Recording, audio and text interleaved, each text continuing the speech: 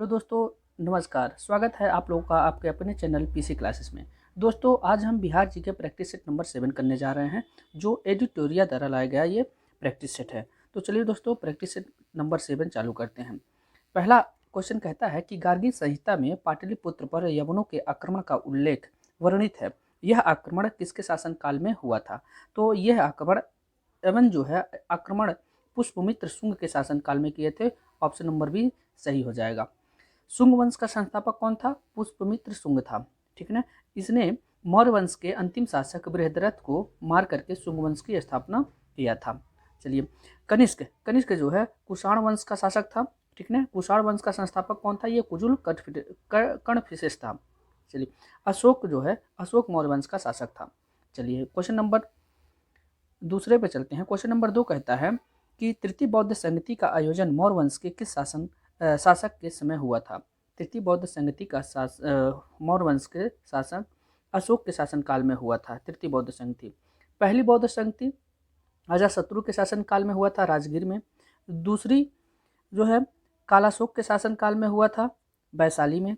तीसरी अशोक के शासनकाल में हुआ था पाटलिपुत्र में। और चौथी बौद्ध संगति जो है कनिष्क के शासनकाल में हुआ था कश्मीर में। क्वेश्चन नंबर 3 देखते हैं कि जैन धर्म के 24वें तीर्थकर महावीर स्वामी का जन्म कहाँ हुआ था? तो जैन धर्म के 24वें तीर्थकर महावीर स्वामी का जन्म कुंडग्राम में हुआ था। ये वैशाली डिस्ट्रिक्ट में पाया जाता है। ऑप्शन नंबर ए सही हो जाएगा।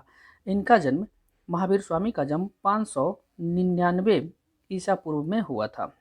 बुद्ध का जन्म लुम्बिनी में हुआ था 563 ईसा पूर्व में। चलिए चौथा नंबर सवाल है कि नागार्जुन पहाड़ी गुफाओं में किसने आजीविकों के लिए गुफाओं का निर्माण करवाया था? तो किसने आजीविकों के लिए निर्माण करवाया था? इसमें अशोक का भी उल्लेख इसमें मिलता है और दशरथ का भी उल्लेख मिलता है।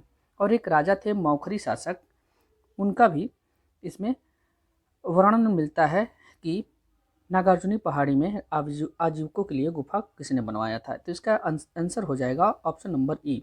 ऑप्शन नंबर ई। पांचवा नंबर सवाल है कि बिहार सहित पूर्वी भारत में आर्यों का आक्रमण हुआ था। बिहार सहित पूर्वी भारत में आर्यों का आक्रमण कब हुआ था? ये किस में लिखा गया है? ये उत्तर वैदिक काल में हुआ था। ठीक है ना, उत्तर वैदिक काल में हुआ था बिहार सहित पूर्वी भारत में आर्यों का आक्रमण। नेक्स्ट क्वेश्चन है 6 नंबर। उदंतपुरी विश्वविद्यालय की स्थापना किस पाल शासक ने करवाई थी?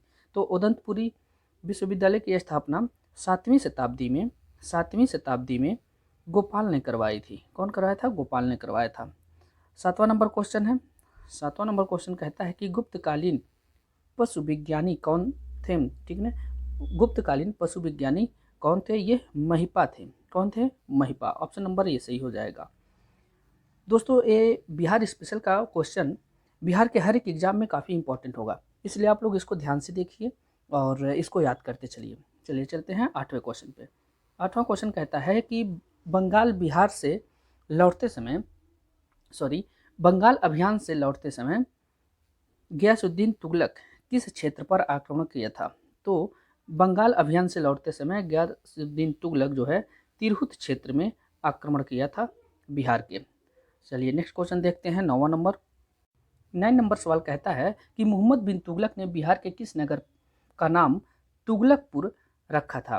तो मोहम्मद बिन तुगलक ने बिहार के दरभंगा का नाम तुगलकपुर रखा था। चलिए 10वें नंबर सवाल पर चलते हैं कि मुगल शासक बाबर के मृत्यु 1530 के समय बिहार का शासक कौन था? तो जब बाबर की मृत्यु हुई 1530 में, तो वहाँ का शासक था जलाल खां नुहानी। कौन था? जलाल खां नुहानी। दोस्तों 1526 ईस्वी में जब बाबर और इब्राहिम लोदी 1526 में पानीपत का प्रथम युद्ध बाबर और इब्राहिम लोदी के बीच हुआ था। उसी समय बिहार में मोहम्मद शाह नुहानी ने इस वंश का स्वतंत्र शासक बना था। ठीक है ना, नुहानी वंश का। चलिए 11 नंबर सवाल कहता है कि किस मुगल शासक के काल में बिहार पर बंगाल के नवाबों का नियंत्रण स्थापित हो गया था? तो ये बहादुर शाह प्रथम थे। बहादुर शाह प्रथम। ऑप्शन नंबर ए सही हो जाएगा कि बहादुर शाह प्रथम के शासनकाल में बिहार पर बंगाल के नवाबों का नियंत्रण स्थापित हो गया था। बंगाल का जो नवाब था सुजाउद्दीन था। चलिए 12 नंबर सवाल कहता है कि बिहार में सन्यासी विद्रोह का केंद्र था। बिहार में सन्यासी विद्रोह का केंद्र ऑप्शन नंबर बी पूर्णिया था। बिहार में सन्यासी विद्रोह का केंद्र का कौन था? पूर्णिया था। और सन्यासी विद्रोह कब हुआ था? 1770 से लेकर के 1771 तक सन्यासी विद्रोह हुआ था। इसके नेता कौन थे? इसके नेता मूसा शाह, ठीक है, भवानी पाठक, केना सरकार आदि इसके नेता थे। नेक्स्ट चलते हैं 13 नंबर। जब बख्तियार खिलजी का अभियान बिहार क्षेत्र में हुआ तब कन्नाक वंश के शासक कौन थे? तो जब बख्तियार खिलजी ने बिहार पर अभियान किया था तो कन्नाट वंश के शासक आपके नरसिंह देव थे। ऑप्शन नंबर बी सही हो जाएगा, नरसिंह देव थे। 14 नंबर सवाल पे चलते हैं।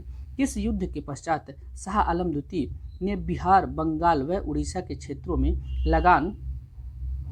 लगान वसूल का अधिकार ईस्ट इंडिया कंपनी को दे दिया था? तो ये बक्सर के युद्ध में जो है ईस्ट इंडिया कंपनी को लगान वसूलने का अधिकार मिल गया था। बक्सर का युद्ध हुआ था 1764 ईस्वी में।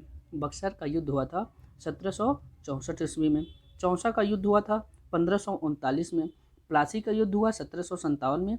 और सरहिंद का युद्ध हुआ था 1555 में। नेक्स्ट चलते हैं। बिहार प्रादेशिक सम्मेलन का पहला अधिवेशन कब हुआ था? बिहार प्रादेशिक सम्मेलन का पहला अधिवेशन 1908 में हुआ था। 1908 इसमें ऑप्शन नंबर बी सही हो जाएगा। 16 नंबर सवाल कहता है 1857 के विद्रोह के समय दानापुर के अंग्रेज अधिकारी कौन थे? तो दानापुर के अंग्रेज अधिकारी थे 1857 के समय जनरल लायल, ठीक है ना, कौन थे? General Lyall. Option number B सही हो जाएगा। और पटना से कौन थे? पीर अली ने नेतृत्व किया था। चलिए क्वेश्चन नंबर 17 पे चलते हैं। 17 कहता है कि बाबू वीर कुंवर सिंह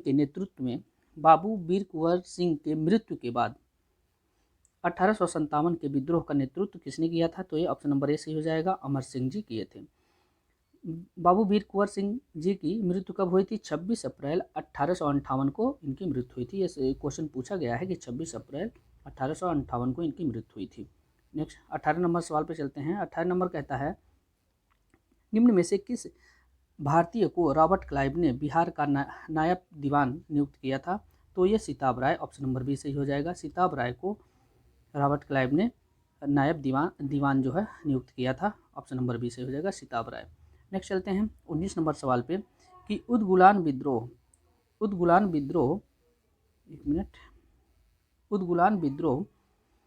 किससे जुड़ा है? तो उद्गुलान विद्रोह मुंडा विद्रोह से जुड़ा है। मुंडा विद्रोह को ही उद्गुलान विद्रोह कहा जाता है। ये 1899 से लेकर के 1900 के बीच में हुआ था उद्गुलान विद्रोह। संथाल विद्रोह हुआ था 1855-56 में हुआ था संथाल विद्रोह। कोल विद्रोह 1831 में हुआ था। और भील विद्रोह 1632 में हुआ था। नेक्स्ट 20 नंबर सवाल है कि बंगभंग आंदोलन के समय बिहार के किस स्थान पर राखी बंधन दिवस मनाया गया था? राखी बंधन दिवस मनाया गया था।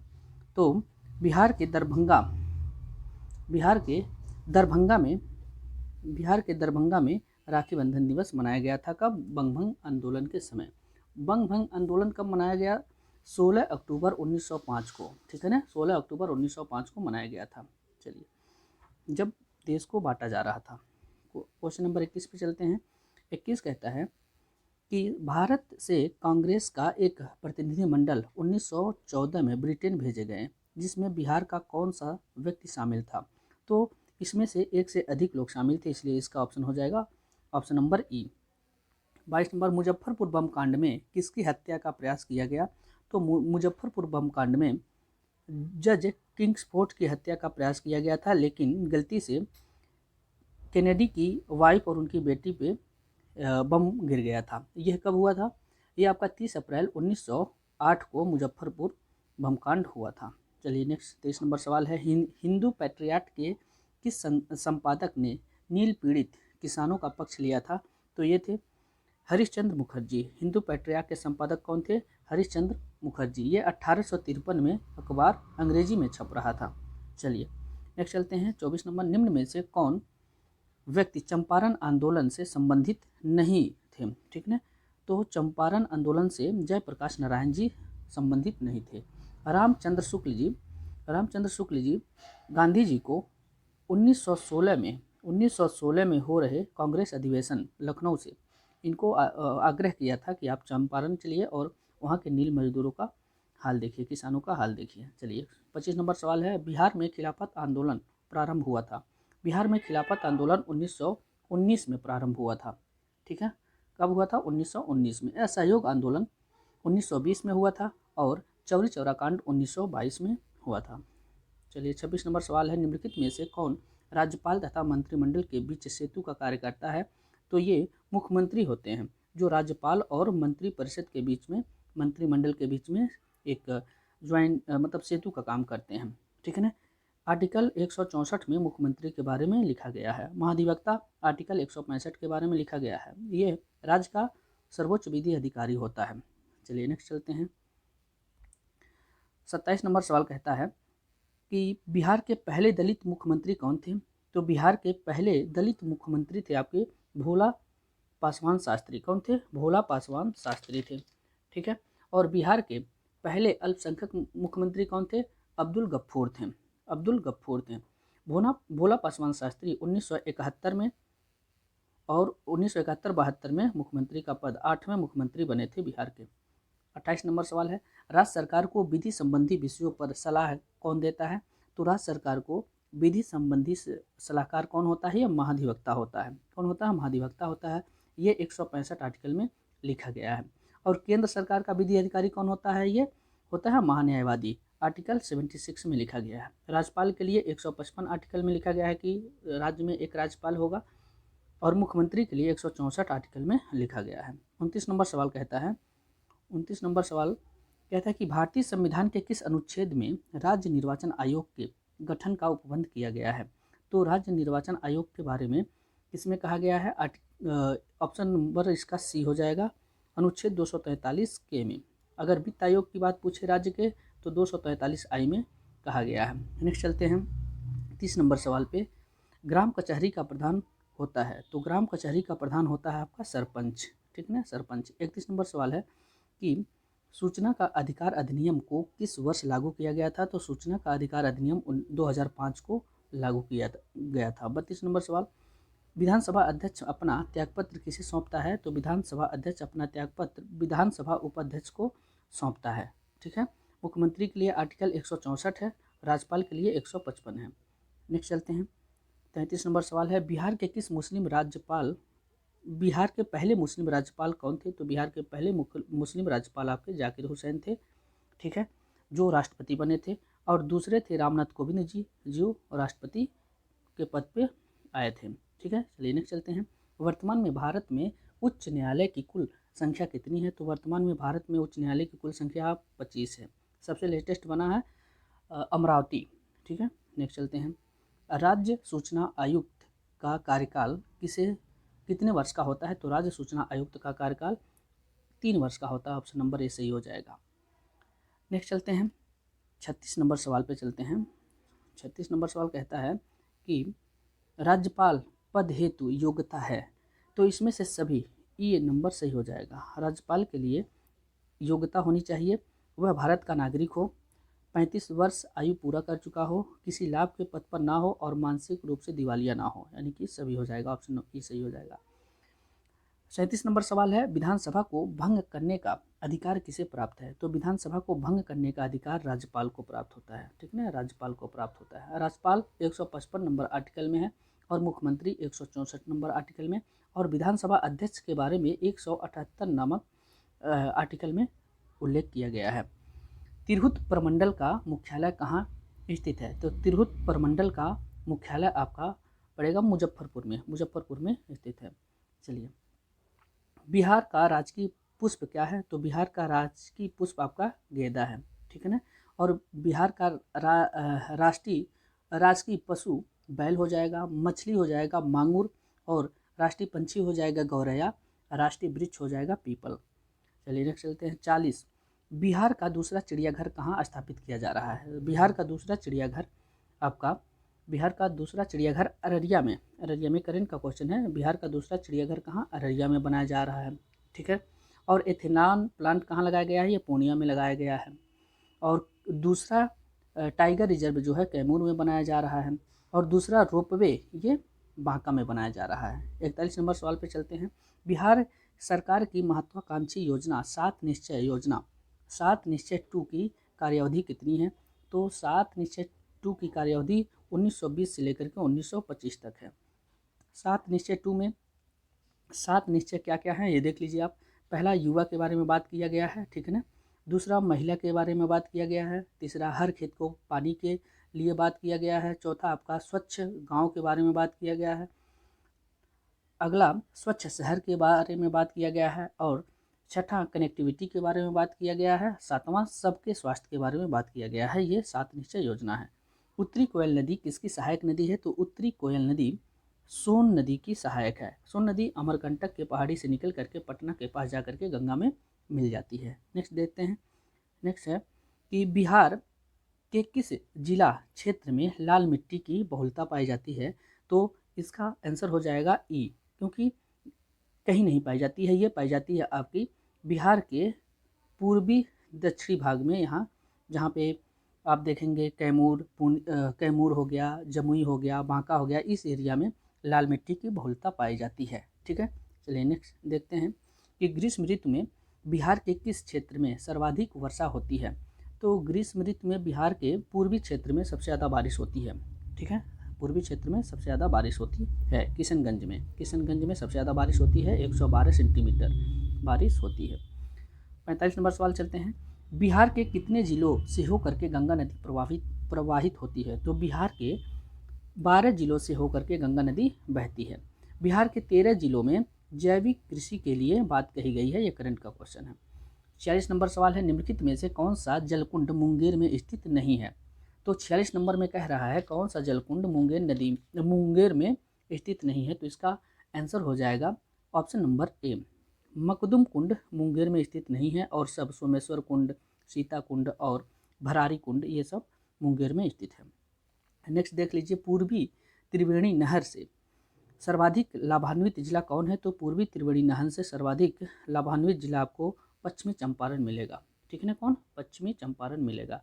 पूर्वी त्रिवेणी नहर ये गंडक नहर पे बनाया गया नहर है। चलिए नेक्स्ट देख लेते हैं 48 नंबर सवाल कि पड़ोसी राज्य झारखंड के साथ बिहार के कितने जिले सीमा साझा करते हैं? तो झारखंड के साथ बिहार के टोटल 8 जिले सीमा साझा करते हैं। आप लोग देख सकते हैं, पहला हो जाएगा रोहतास, फिर औरंगाबाद, फिर गया के बाद नवादा उसके बाद जमुई के बाद बांका के बाद भागलपुर के बाद कटिहार। ठीक है ना, ये 8 डिस्ट्रिक्ट हैं जो झारखंड के साथ सीमा साझा करते हैं। 49 नंबर, बिहार की जनसंख्या भारत की जनसंख्या का कितना प्रतिशत है? तो बिहार की जनसंख्या भारत की जनसंख्या की 8.6% है। कितना? 8.6% है। बिहार में लिंगानुपात 918 है और शिशु लिंगा अनुपात 935 है। ठीक है ना, 10 की वृद्धि दर बिहार में 25.4% हुई थी। ठीक है ना, कितना हुई थी? 25.4% हुई थी। नेक्स्ट देख लेते हैं 50 नंबर सवाल कि 2011 की जनगणना के अनुसार सर्वाधिक पुरुष साक्षरता वाला जिला कौन सा है? तो 2011 के अनुसार सर्वाधिक पुरुष साक्षरता वाला जिला आपका रोहतास है। ठीक है ना, रोहतास डिस्ट्रिक्ट है जो सबसे ज़्यादा साक्षरता है, पुरुष साक्षरता बिहार में। ठीक है ना, सबसे कम साक्षरता किसका है? ये पूर्णिया का है, 52.42%। ठीक है ना, और अगर महिला साक्षरता देख लिया जाए सबसे कम तो सहरसा का है 42.73। अगर ओवरऑल साक्षरता देखा जाए बिहार में तो 61.8% है। इसमें पुरुष साक्षरता 71.2 है और महिला साक्षरता 51.5 है। ठीक है, तो ये था दोस्तों एडिटोरिया द्वारा लाया गया प्रैक्टिस नंबर 7 बिहार स्पेशल का। ठीक है ना, जो आप लोगों को हम सॉल्व करा दिए। नेक्स्ट वीडियो कल 8वां नंबर आ जाएगा, क्योंकि चलिए दोस्तों, अब नेक्स्ट वीडियो आएगा कल। धन्यवाद। अगर आप लोग को मेरा ये प्रैक्टिस सेट अच्छा लगता हो तो आप लोग मेरे चैनल को सब्सक्राइब करें और सपोर्ट करें। धन्यवाद।